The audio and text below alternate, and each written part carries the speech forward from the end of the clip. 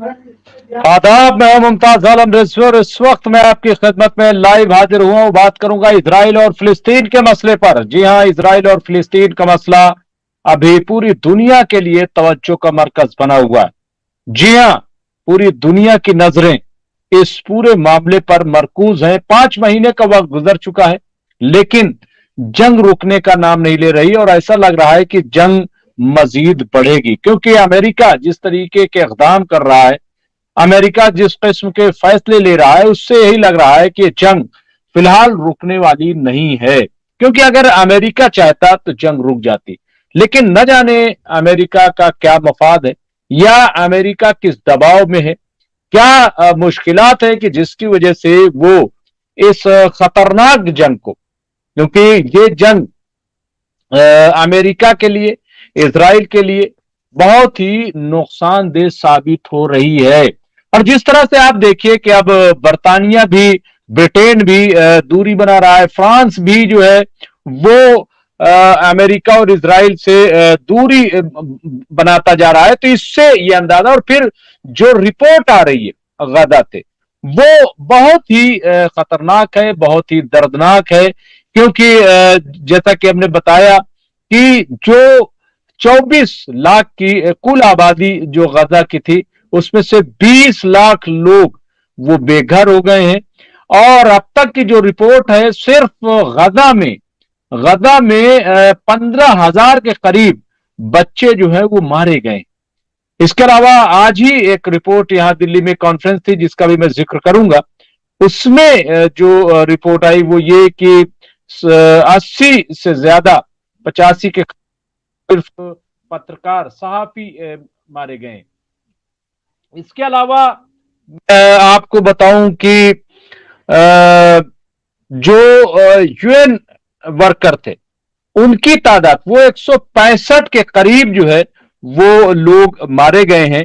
तो ये अपने आप में एक बहुत बड़ी तादाद है। और उसी में ये है कि बच्चे, उन्होंने तकरीबन 12,000 का जिक्र किया, लेकिन वो पहले की रिपोर्ट है। अब जो रिपोर्ट आ रही है वो तादाद जो है वो बहुत ज्यादा हो गई है। तो ये जो रिपोर्ट है वो पूरी दुनिया के लिए, और आज जो कॉन्फ्रेंस थी वहां कॉन्स्टिट्यूशन क्लब यहां दिल्ली में, वो तमाम शहरियों की तरफ से थी और उसमें बड़ी शख्सियात जो है उन्होंने शिरकत की। उसमें जो साबिक मरकजी वजीर रहे, वजीर खारजा यानी फॉरेन मिनिस्टर रहे सलमान खुर्शीद, वो उसमें कई पत्रकार जो हैं, कई सहाफी, असदुद्दीन ओवैसी भी उस प्रोग्राम में पहुंचे, वो भी शरीक हुए। इसके अलावा वहां पे मोहम्मद अदीब, साबिक मेंबर पार्लियामेंट, वो भी शरीक हुए। अमृत कौर वहां पे, इसके अलावा वहां कई बड़े पत्रकार भी मौजूद रहे, प्रोफेसर अपूर्वानंद वहां पे पहुंचे। तो ये तमाम लोग जो है, और बड़ी तादाद में लोग वहां लिटरेचर भी बांट रहे थे। और सबसे जो इंपॉर्टेंट ये उस कॉन्फ्रेंस में, और मैं सारी रिकॉर्डिंग जो है वो मैं एमएमसी न्यूज इंडिया पर जरूर अपलोड करूंगा, और मुझे उम्मीद है कि उसे आप जरूर देखेंगे। और हिंदुस्तान को बहुत ज्यादा खरी खोटी उसमें सुनाई गई, बहुत ज्यादा तनकीद का निशाना बनाया गया और कहा गया कि 4-5 मुल्क हैं जो इस जेनोसाइड को, इस कत्लेआम की हिमायत कर रहा है, उसमें उस कैटेगरी में हिंदुस्तान भी खड़ा हो रहा है। ये मैं नहीं कह रहा हूं, ये वहां पे जो लोग शरीक हुए थे वो उन लोगों ने ये बात कही है। तो ये एक तरीके का बहुत बड़ा इल्जाम हम कह सकते हैं कि लगाया गया है, बहुत बड़ा इल्जाम है।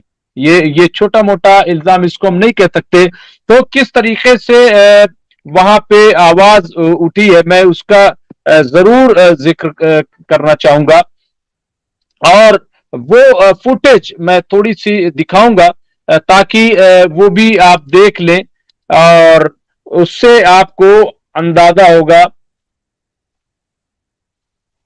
कि क्या क्या सूरत हाल है। मैं आपको बताऊं कि यहाँ पे सबसे पहले मैं इस्तकबाल कर लूं जो लोग हमसे जुड़ गए हैं, उसके बाद मैं वो फुटेज कि किस तरीके की वहां कॉन्फ्रेंस हुई, मुज़ाकरा हुआ और लिटरेचर वहां पे बड़े पैमाने पे बांटे गए, नारेबाजी भी हुई और बताया गया अडानी, जो आप लोग बार बार सवाल कर रहे थे कि अडानी किस तरीके से मदद कर रहे हैं, असलाह भेज रहे हैं, ड्रोन भेज रहे हैं, तो उसका भी जिक्र वहां पे आया। और इंटरनेशनल कोर्ट ने जो फैसला लिया है कि और ये करार दिया है कि ये जो इजराइल कर रहा है ये जेनोसाइड है, ये मास्केयर है, तो इसको भी जो है तो उसका खैर मकदम किया गया है और डिमांड की गई, मुतालबा किया गया है कि जो भी इंटरनेशनल कोर्ट से जुड़े हुए हैं कम से कम उन्हें अब किसी तरह की मदद इजराइल को नहीं करनी चाहिए। हमारे साथ जुड़ गए रऊफ खान साहब, अतीक सैफ साहब जुड़ गए, योगेश कौशल साहब, अडानी नहीं मुडानी कह रहे हैं योगेश कौशल जी जुड़े, हिंदुस्तानी।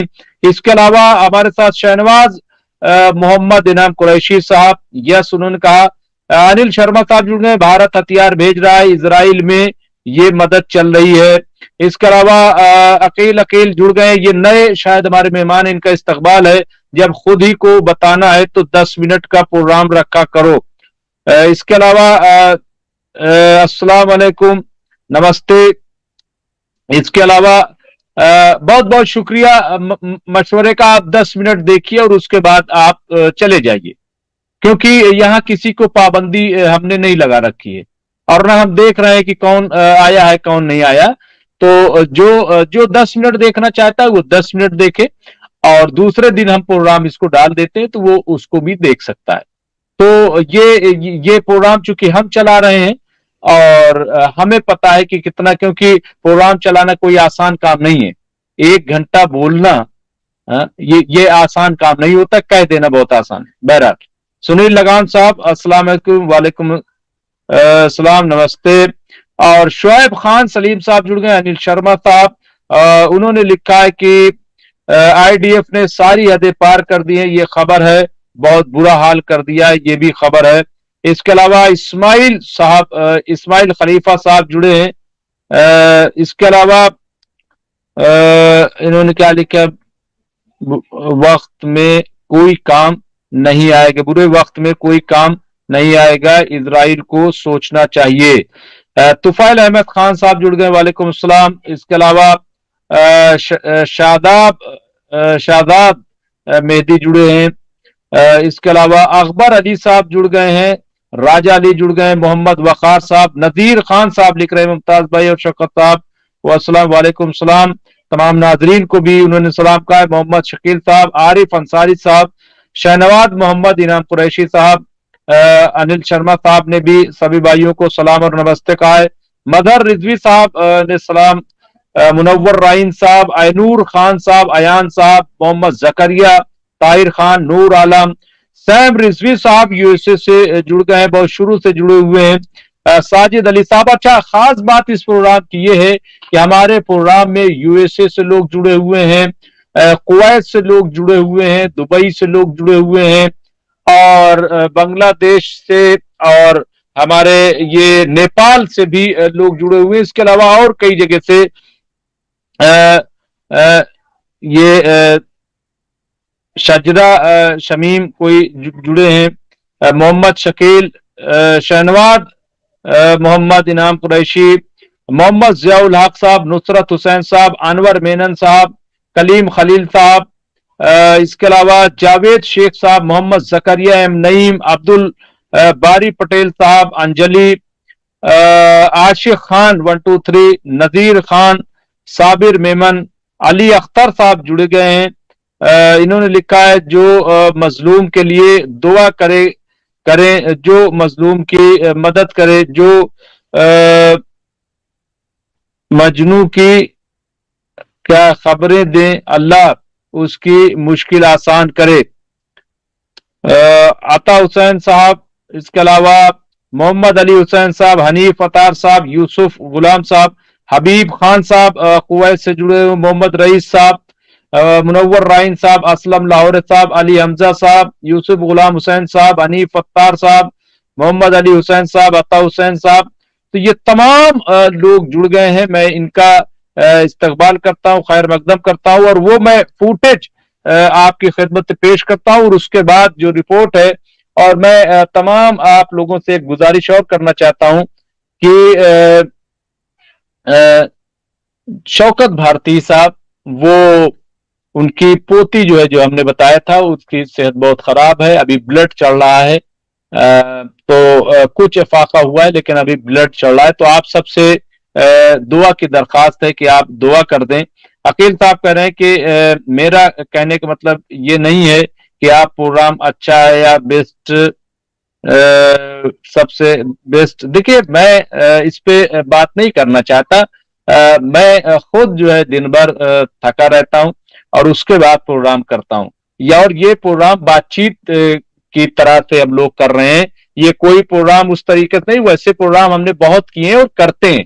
ये प्रोग्राम एक खास डिजाइन का प्रोग्राम है, जिसमें हम आप लोग भी हिस्सा लेते हैं, और आप लोग भी इसमें पार्टिसिपेट करते हैं, और बड़े अच्छे लोग हैं जो कई इंफॉर्मेशन देते हैं। ये सबसे बड़ी चीज है।